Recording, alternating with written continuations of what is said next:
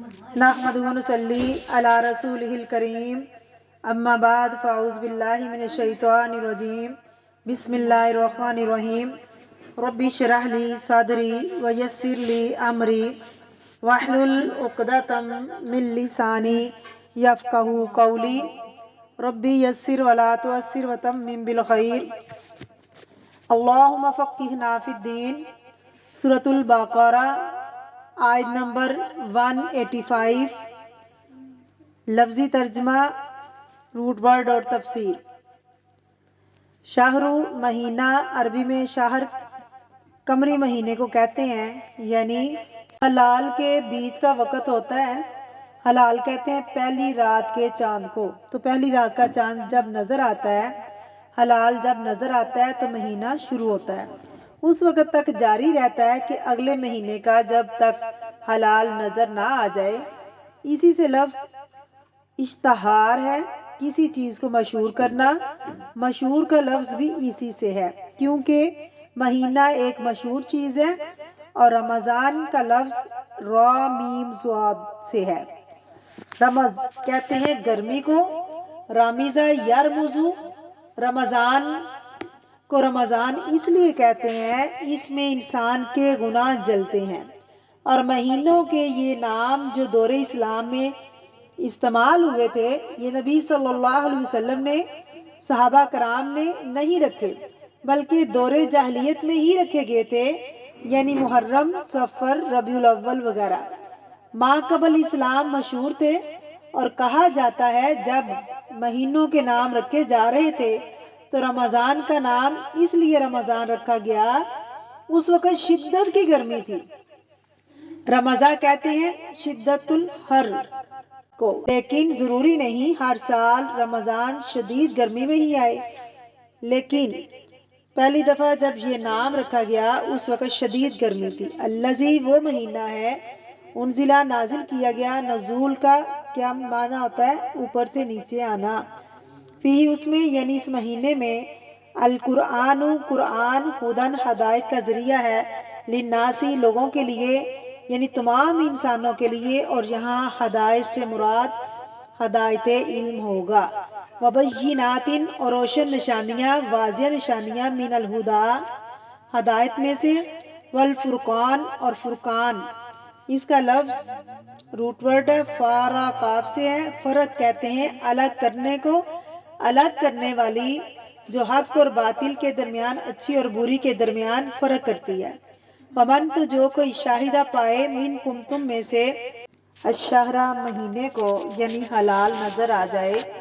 جیسے شہر کی میں نے آپ کو ڈیفینیشن کیا بتائی، دو ہلالوں کے بیچ کی چیز، یہاں مراد چاند کا نظر آنا۔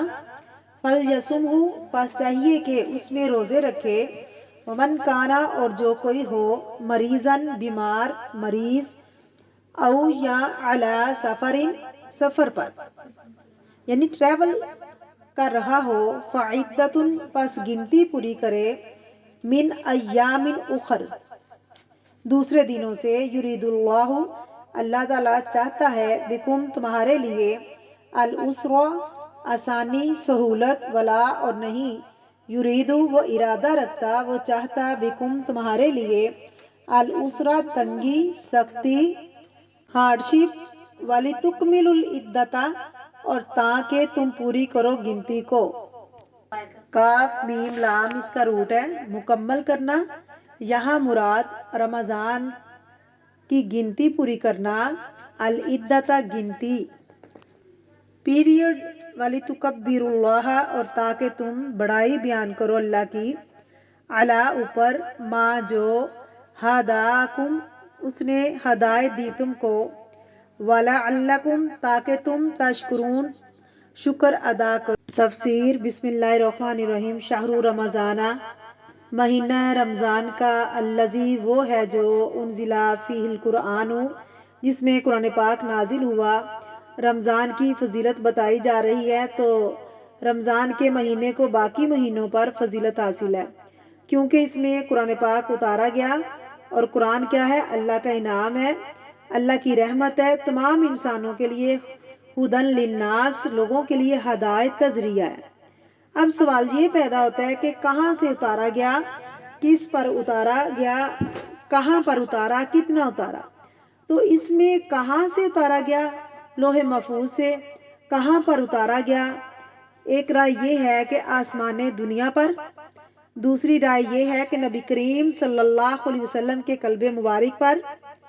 آغاز جو تھا وہ رمضان میں ہی ہوا تھا، اور اس سے مراد یہ نہیں کہ پورا قرآن رمضان میں نبی کریم صلی اللہ علیہ وسلم کو دے دیا گیا تھا، بلکہ قرآن مجید آہستہ آہستہ اترا ہے، تھوڑا تھوڑا کر کے۔ اور قرآن پاک کی دوسری آیات سے پتہ چلتا ہے کہ لیلۃ القدر میں نازل ہوا تھا۔ ہم نے اسے لیلۃ القدر میں اتارا تو تم کیا جانو؟ لیلۃ القدر کیا ہے؟ لیلۃ القدر 1000 مہینے سے بہتر ہے۔ کیا ہے یہ؟ قرآن ھدی للناس ہے، لوگوں کی ہدایت کا ذریعہ ہے۔ الناس سے مراد تمام انسانیت ہے، ساری انسانیت کے لیے ہدایت ہے۔ لیکن کون سی ہدایت؟ ہدایت علمی۔ دو طرح کی ہوتی ہے ہدایت، ایک ہدایت علمی اور دوسری ہے عملی۔ ھدی للناس، تمام انسان اس سے فائدہ اٹھاتے ہیں، اس لیے آپ نے دیکھا ہوگا کہ مسلمانوں کے علاوہ نان مسلم کی بھی بڑی تعداد قرآن پاک کو پڑھتی ہے، کبھی کبھی ریفرنس بک کے طور پر اور کبھی ویسے ہی ایک کتاب کے طور پر۔ تو یہ علم کا ذریعہ ہے۔ ھدی سے مراد کیا ہے؟ علم۔ اور بینات سے روشن آیات، واضح آیات۔ من الہدیٰ، ہدایت کی روشن آیات، واضح آیات، واضح دلائل ہیں قرآن پاک میں۔ والفرقان، اور فرقان کی، حق اور باطل، فائدہ مند اور نقصان دہ، خیر اور شر، حلال اور حرام، اچھے اور برے میں فرق کرنے والی کتاب ہے۔ تو یہاں پر قرآن پاک کی کچھ صفات بتائی جا رہی ہیں، اس کی فضیلت بتائی جا رہی ہے۔ پہلے تو بتایا گیا ہے کہ رمضان کی فضیلت قرآن پاک کی وجہ سے ہے، کیونکہ قرآن پاک خود کیا ہے؟ ہدایت ہے، بیان ہے، فرقان ہے۔ تین چیزیں یہاں پتہ چل رہی ہیں، ھدی، بینات، الفرقان۔ ومن شاہد منکم الشہر، تو جو کوئی پائے تم میں سے اس مہینے کو، یعنی رمضان کو جو پالے، یعنی زندہ ہو جب تک۔ اور شاہدہ کا لفظی معنی کیا ہوتا ہے؟ حاضر ہونا۔ اس کا ایک معنی دیکھنا بھی ہے۔ تو جو اس مہینے کو دیکھ لے، تو مہینے کو کیسے دیکھتے ہیں؟ ایسے تو دیکھا نہیں نہ جاتا۔ مراد اس سے کیا ہے؟ چاند دیکھ لے، اور اس کی وضاحت اس حدیث سے بھی ہوتی ہے۔ وہ کیا ہے؟ کہ اس کو دیکھ کر روزہ رکھنا شروع کرو، اور اسے دیکھ کر روزہ رکھنا چھوڑ دو۔ تو اس سے یہ حکم پتہ چلتا ہے کہ رمضان کا مہینہ چاند کے نظر آنے سے شروع ہوتا ہے، اور روزہ تب ہی فرض ہوتا ہے۔ یہ بات بھی سب کو معلوم ہے کہ جس طرح سورج دنیا کے مختلف حصوں میں دیکھا جاتا ہے، تو جس طرح سورج کے نکلنے کے اوقات مختلف ہیں، اسی طرح ہلال بھی مختلف اوقات میں نکلتا ہے، دیکھا جا سکتا ہے، اور اس میں 1-2 دن کا فرق بھی ہوتا ہے۔ تو اس میں جن لوگوں کو نظر آئے ان پر لازم ہے کہ وہ رکھیں روزہ، لیکن جس علاقے میں نظر نہیں آیا تو وہاں پر فرض نہیں ہوا۔ اگر بادلوں کی وجہ سے نہ دیکھ پائیں تو اس کے بارے میں بھی رہنمائی دی گئی۔ کیا؟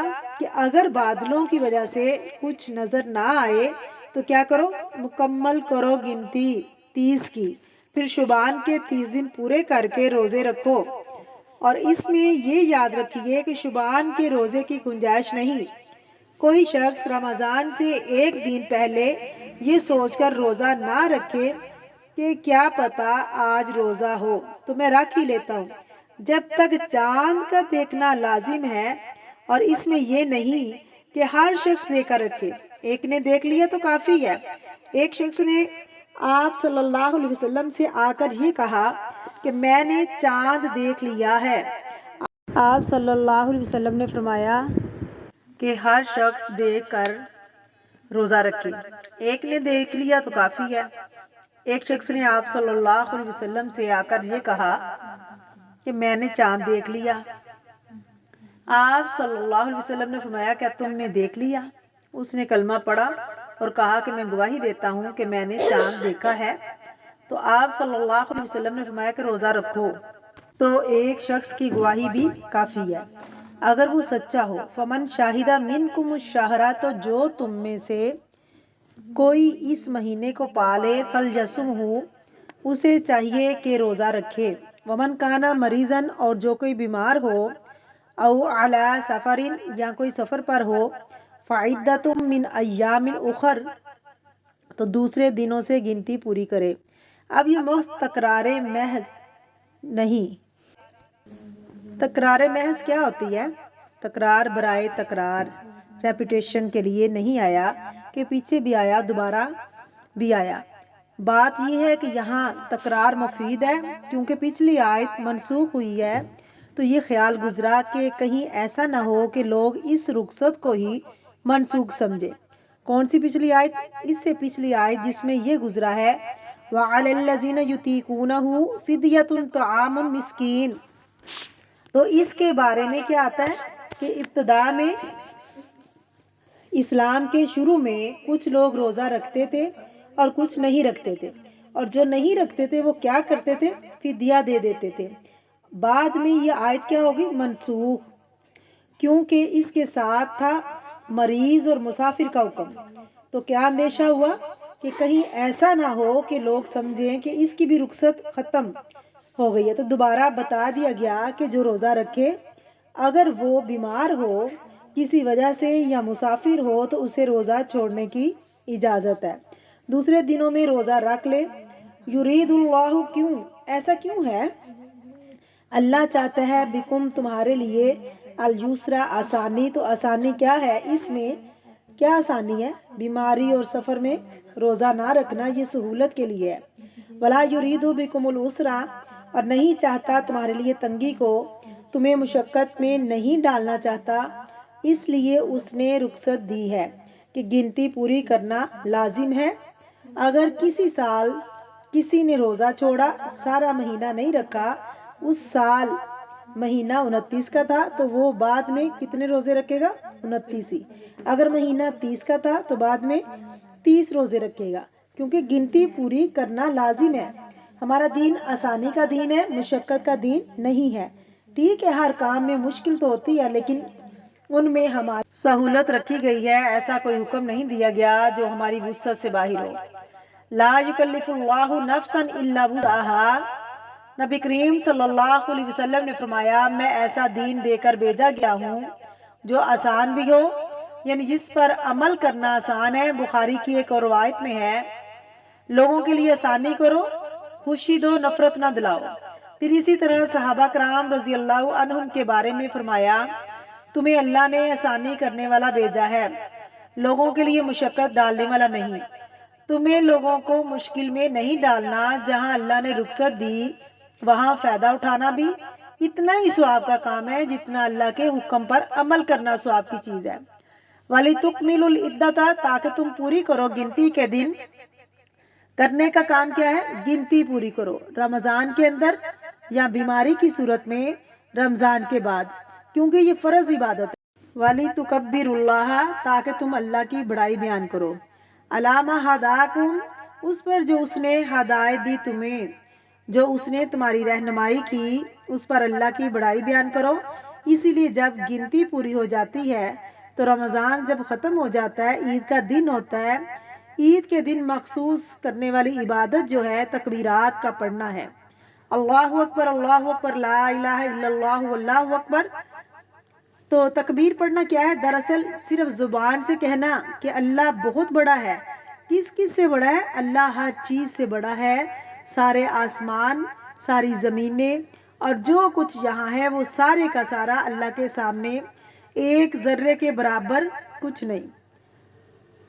اگر آپ اپنے ہاتھ پر ایک رائی کا دانہ دیکھیں تو اللہ کے سامنے یہ ساری مخلوق رائی کے دانے کے برابر بھی نہیں، وہ اتنا بڑا ہے۔ تو جو بھی چیز کو دیکھے تو اس وقت اس کی بڑائی نہیں بیان کریں، اللہ کی بڑائی بیان کریں۔ اللہ اس سے بھی بڑا ہے، اللہ کی بڑائی بیان کرو۔ کس بات پر؟ نعمت ہدایت پر، یعنی جب تم کو ہدایت ملے، جب تم کو قرآن کی نعمت ملے، جب تم کو روزے کی توفیق ملے تو شکرانے کے طور پر تم اللہ کو یاد کرو، اللہ کو بڑا مانو، اور پھر تم کیا کہو؟ تکبیر کہو۔ وَلَعَلَّكُمْ تَشْكُرُونَ، تاکہ تم شکر ادا کرو، شکر گزار بن جاؤ۔ اور یہاں جو ہدایت ہے نا، یہ ہدایتیں علمی اور عملی دونوں ہیں، اور اسی کے نتیجے میں شکر آتا ہے۔ شکر جو ہے عمل کا نام ہے، تو کس کس بات پر شکر؟ کہ اس نے ہمیں قرآن جیسی نعمت دی، اس نے ہمیں فرقان دیا، اس نے ہمیں گنتی پورے کرنے کی توفیق دی، اس نے ہمیں تکبیرات سکھائیں۔ ان سب باتوں پر کیا کرو؟ شکر ادا کرو۔ اس لیے ہر نماز کے بعد اللہ سے توفیق مانگنی چاہیے۔ ربی اعنی علی ذکرک و شکرک و حسن عبادتک۔ اس کا خلاصہ کیا ہے کہ اللہ نے صرف روزہ ہی فرض نہیں کیا، بلکہ اس مہینے میں ہمارے لیے قرآن بھی نازل کیا۔ تو یہ دو بڑی نعمتیں، یعنی روزے کی عبادت نعمت اور اس کے ساتھ قرآن کی نعمت، اللہ کا بہت بڑا احسان ہے ہم پر، اور ہمیں شکر گزار ہونا چاہیے، زبان سے اس کی بڑائی بیان کرنی چاہیے۔ اس دور میں بھی صحابہ کرام کچھ شام میں تھے، کچھ علاقے میں تھے، تو ان کے جو روزے کی تعداد تھی یا آغاز کا وقت تھا، وہ فرق ہوا کرتا تھا۔ ایک مرتبہ ایسا ہوا کہ کچھ لوگ شام سے مدینے میں آئے، تو انہوں نے روزہ بعد میں یا ایک دن پہلے شروع کیا، اور مدینہ والوں نے اس سے فرق دن میں رکھا، اور اس پر کسی نے بھی اعتراض نہیں کیا کہ ہر ایک کا اپنا مسئلہ ہے، اور اس میں دلیل کیا ہے؟ ہر ایک اپنے حساب سے روزہ رکھے۔ ابھی تو ٹیلی فون وغیرہ معلوم نہیں، یعنی کچھ بھی نہیں ایجاد ہوا تھا جس کے ذریعے انہیں معلوم ہو جاتا کہاں چاند نظر آ گیا اور کہاں نہیں نظر آیا۔ لیکن اگر یہ حکم لازم ہوتا تو وہ سارے لوگ گناہ گار ٹھہرتے جو اس دن روزہ نہ رکھ پاتے، جس دن ایک جگہ پر بھی روزہ رکھا گیا۔ اور اس میں آپ دیکھیں کہ پھر جو ملک سعودی عرب سے اور آگے ہیں، ہو سکتا ہے اس کے اندر چاند اس سے بھی پہلے نظر آئے، پھر تو ہمیں سعودی عرب کو کیوں فالو کرنا چاہیے جو سب سے پہلے دیکھ لے۔ تو اس میں مشقت ہے۔ ان ملکوں میں بھی آپ دیکھیں، ایون سعودی عرب کے بعد امارات کو دیکھیں، وہ لوگ بھی اپنے اپنے مسئلے کے مطابق ہیں، روزہ رکھتے ہیں۔ ویسے تو ٹرینڈ ہے کہ یہاں سے کچھ لوگ ادھر کو فالو کرتے ہیں اور کچھ کسی کو کرتے ہیں، تو اتنی شدید ڈویژن ہے جو دنیا کے شاید کسی اور ملک میں نہ ہو۔ دیکھیں کہ دین جو ہے سب چیزوں سے اوپر ہے اور بہت فطری چیز ہے۔ ہم نے کیا پڑھا تھا؟ اللہ تمہارے لیے کیا چاہتا ہے؟ آسانی۔ اگر آپ نے اس طریقے سے کرنا ہے تو آپ کو ایک اور مشکل میں پڑنا ہوگا۔ اللہ نے ہمیں کوئی مشکل میں نہیں ڈالا کہ ہم کسی خاص طریقے پر چل کر پھر ہم اپنے لیے چاند کا تعین کریں۔ اپنی آنکھ سے دیکھو، اگر نظر آتا ہے تو رکھ دو، نہیں آیا تو نہ رکھو، کوئی نہیں تم پر گناہ، قصہ ختم۔ پھر دیکھیں ایک عام شخص کسی گاؤں میں بیٹھا ہو، اس کے پاس کوئی انٹرنیٹ نہیں ہے، کچھ نہیں ہے، وہ کیا کرے گا؟ اس کے لیے کیا حکم ہے؟ وہ کیسے روزے رکھے؟ وہ کیسے عید کرے؟ سمپل سی بات ہے۔ تو وہ حکم جو گاؤں میں بیٹھے شخص کے لیے وہی ہمارے لیے ہے۔ اسے کوئی فرق نہیں پڑتا کہ ہمارے پاس کیا سہولتیں ہیں اور کیا نہیں۔ نبی کریم صلی اللہ علیہ وسلم نے فرمایا، دیکھ کے چاند روزہ رکھو اور دیکھ کر افطار کرو، بادل آ گئے تو 30 شعبان کے پورے کر لو، قصہ ختم۔ سمپل سی بات ہے۔ اور جو واضح حدیث ہے میں نے آپ کو بتا دی، آپ حدیث خود پڑھ کر دیکھ لیجئے کہ کیا کہا گیا ہے۔ اس میں دیکھیے کہ اگر ہم دین کو جیسے وہ ہے نہ ویسے ہی رکھیں تو کوئی مشکل نہیں ہے، لیکن مشکل اس وقت ہوتی ہے جیسے جب ہم انا کے مسئلے بنا لیتے ہیں، بال کی کھال اتارنے لگتے ہیں۔ شہر کی تعریف کیا ہے؟ مہینہ کہاں سے شروع ہوگا؟ حلال سے شروع ہوگا۔ حلال نظر نہیں آیا تو روزہ نہیں ہے، اگر نظر آیا تو روزہ رکھ لو۔ اللہ تعالیٰ نے آسانیاں پیدا کی ہیں۔ اللہ تعالیٰ سے دعا ہے کہ اللہ تعالیٰ ہمیں مسئلے کو سمجھنے کی توفیق عطا فرمائے، آمین۔ وآخر دعوانا ان الحمد للہ رب العالمین۔ السلام علیکم ورحمۃ اللہ وبرکاتہ۔